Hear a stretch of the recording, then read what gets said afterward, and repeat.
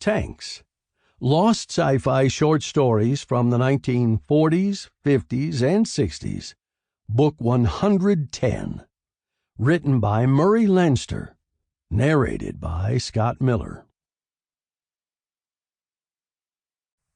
The persistent, oily smell of fog gas was everywhere, even in the little pillbox.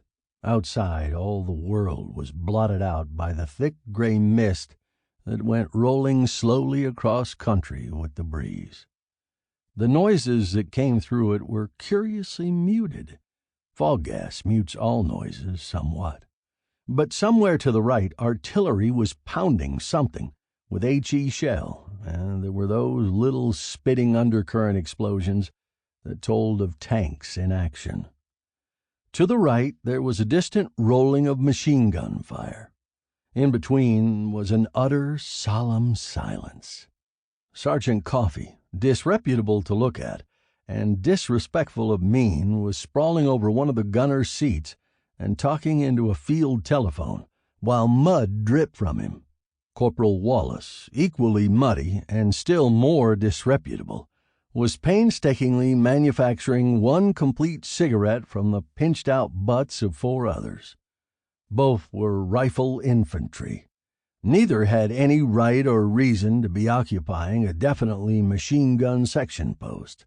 The fact that the machine gun crew was all dead did not seem to make much difference to Sector HQ at the other end of the telephone wire, judging from the questions that were being asked.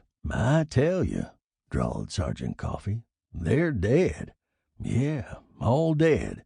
Just as dead as when I told you the first time. Maybe even deader.